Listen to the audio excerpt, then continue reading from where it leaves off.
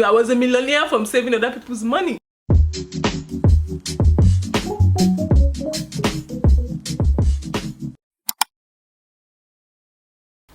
Hey Rumis, welcome back to my channel and welcome back to another video. My name is Miriam Rumi. If this is your first time on this channel, please don't make it your last time by hitting the subscribe button below, and if you're a returning subscriber, welcome back. As you guys can see, I'm all suited up today because we're talking about finance today, we're talking about saving, we're talking about future, we're talking about being responsible. So in today's video, we're going to be talking about steps you can take to save more money, or like things you can do to save more money, or things you can stop doing to save more. And then I'm going to start by saying that to save, you need to have a goal. If you do not have a goal, I don't see any reason why you should bother saving. You don't see people coming out of their house, entering their car and just driving out without a destination. If you have a goal, if you have like a target and stuff like that, it is easier for you to achieve what you're aiming for. So this isn't part of my point, but yeah, it's actually really helped me achieve a lot. Without a goal, I don't see any reason why you should even bother saving or doing anything actually in general. You need to have a goal. You need to set a goal. You need to set, like, you need to say, oh, I want to be, in the next 5 years, I want to be a managing director. In the next 5 years, I want to own my own property. In the next 5 years, I want to do this. And then that's when you work towards it and then you can achieve. So with that being said, I'm going to go to the very first thing I was able to do, because it was the most obvious for me. It was like, stop this and you are going to save more. So I started by stop going out to eat irrelevantly. A few years ago, about 3 years ago, 4 years ago, I would always dress up, go out to go to the latest restaurant, to go to the finest restaurant, take pictures that I would even upload and all of that. And I always find myself spending ridiculously. I had a car but I couldn't drive, so I would spend on Uber, I would spend on the food that I'm going to eat there, I would spend on drinks. It's just unnecessary, and this is not like a one-time thing. This is not what you do when you want to like just whine sometimes, like once in a month or something. It was a thing for me. I would always go out to see new restaurants, to do new stuff, and I don't think there's anything wrong with it. But if you are trying to save, if you're trying to be more responsible with your spending, I think you need to cut out on eating out, going out, buying drinks, all of those things. You need to cut down on it. It's ridiculously going to help you save a lot. You realize that restaurant you're going to and you're spending 40,000 naira, 45,000 naira, 35,000 naira on a sitting, you can keep that money. If you spend on grocery in a month, how much do you spend? You can cook those food at home, you can do those things at home. You don't necessarily have to go out there to eat. So my next point is going to be stop buying what you don't need. I don't even need to explain. You know, a lot of us were very guilty of this particular one. You're passing by somewhere, you see new makeup, because you like makeup, you want to buy it. You don't need it, you probably won't use it, but you want to buy it. Stop buying what you don't need. Calculate your income, check your bank statements, your statement of account or whatever it's called, and go through it. You're going to see the ridiculous things that you spend money on that you actually do not need. Some of them you actually need it, but you don't need to spend that amount of money on it to be able to access it. An example for me is the amount I spend on data in a month. Because I'm always on YouTube, I'm always on Netflix, I share network upstairs and downstairs. I am trying to cut it down, or I actually did cut it down. So these are stuff that you can do. You can just check on things that you spend ridiculously on. You're buying clothes that might not even look good on you, but you think it is very nice, so you want to have it.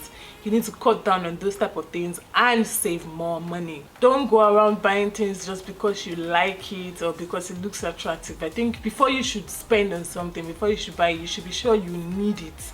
And sometimes you even think you need something. Wait out and see if you're still actually going to be willing to buy it in a couple of weeks, and then you can then go ahead and buy it. But stop buying what you want, start spending on what you need. So my next tip is going to be use automated savings. And when I say use automated savings, let me tell you guys this. I started this video by saying have a goal. If you have a goal, it's always easier for you to achieve something. And with automated savings, I've actually been able to achieve a lot.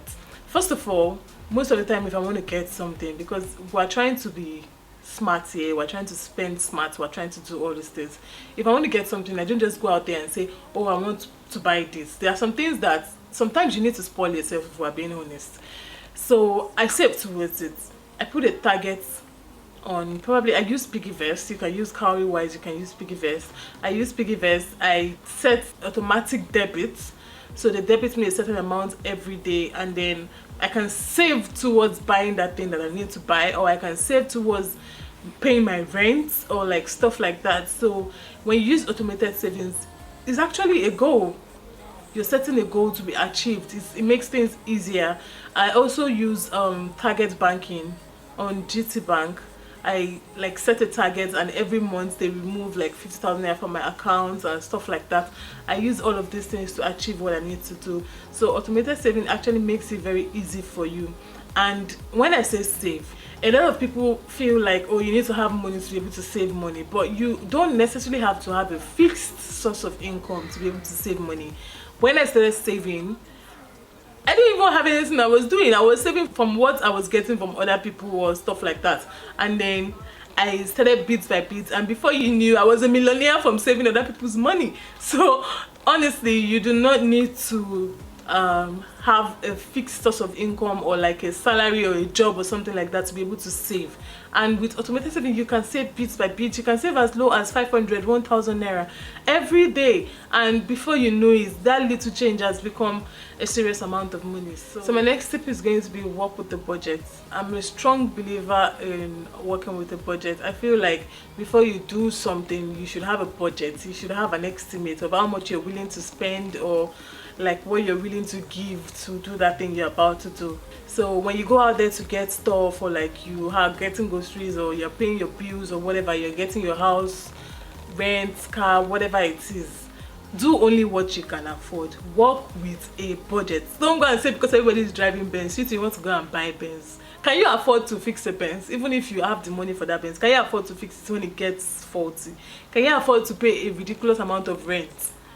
To renew, not even to pay. Paying is actually a small thing. A lot of people can start it, but can you continue it? Can you renew it? Can you sustain it? You need to always be able to work with the budget. You need to have a budget for everything you're doing. Not just any budget, but a budget within your mean, within your pocket. Don't exceed.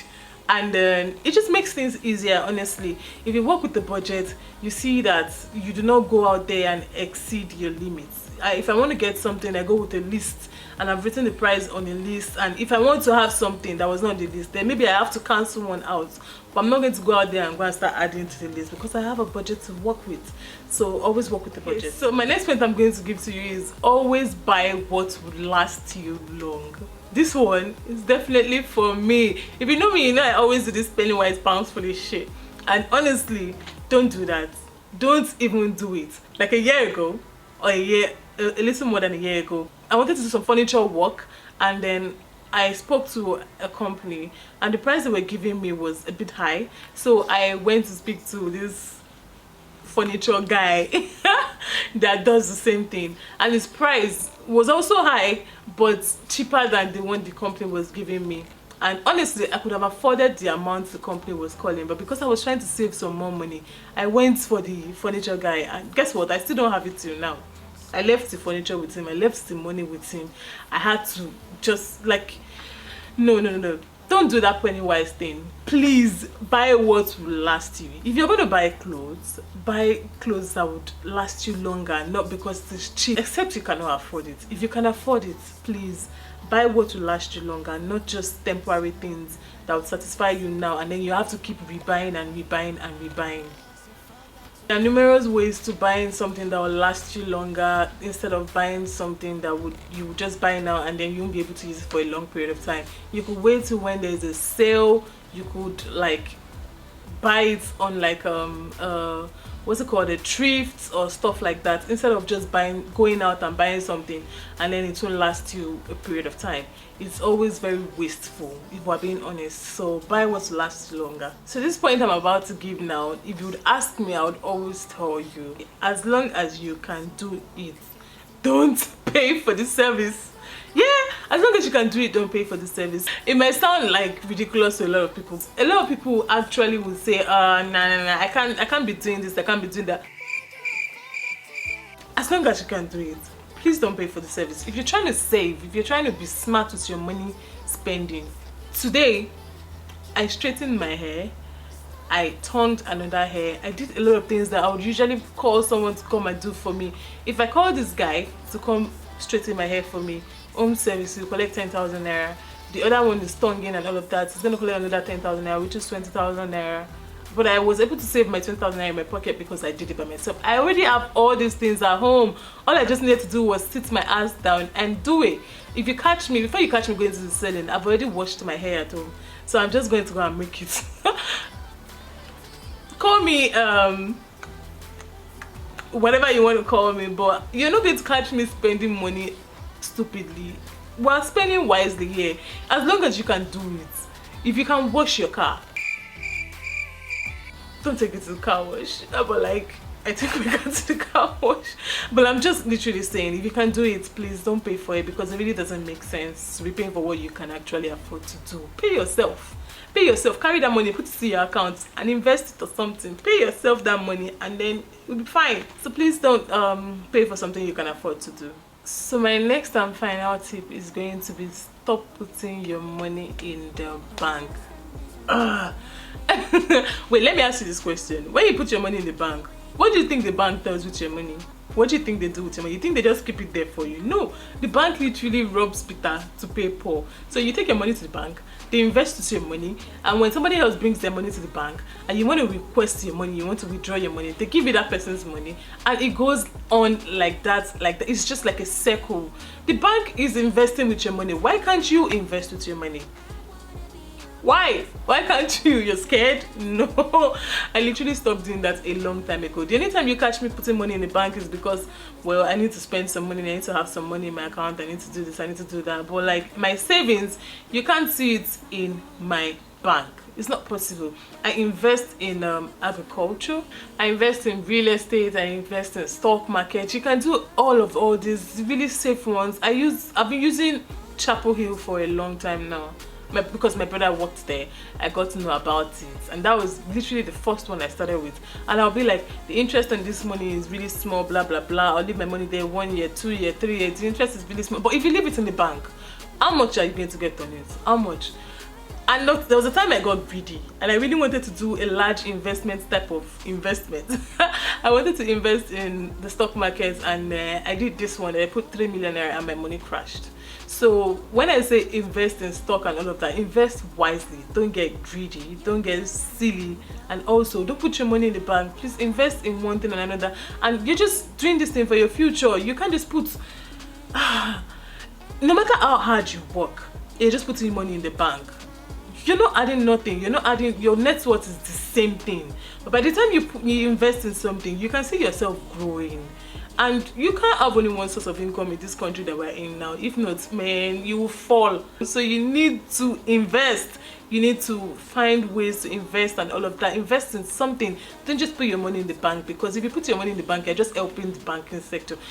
They're using your money to invest. So either ways, you're the one that is being cheated. You're the one that is being foolish. A lot of people think that their money is actually small. Maybe you have just 1,000 naira you want to put in the bank, or 2,000 naira you want to put in the bank, and you feel like, oh, this money is really small.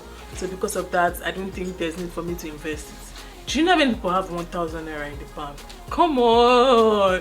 Do you know how many people have 1,000? If you carry everybody's 1,000 naira, do you know how much that is? I don't think any money is too small. I talked about saving on PiggyVest. If you put money on PiggyVest, you actually get interest in it. Like, you get, no matter how small the interest is, you're getting interest in it. It's not that you're just putting your money there and leaving it there. So even PiggyVest is better than a bank.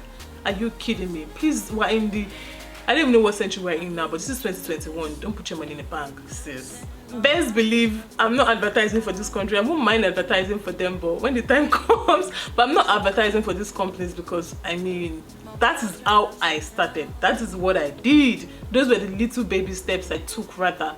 And then before you know it, I started turning my coin to naira, and my naira to thousands. So thank you for watching this video. If you watched this extent, please make sure you like the video and subscribe to my channel, turn on the notification bell so that you can see more videos like this, and please like this video for real so more people can see this video, and I'll see you in my next video vlog. Have a nice day.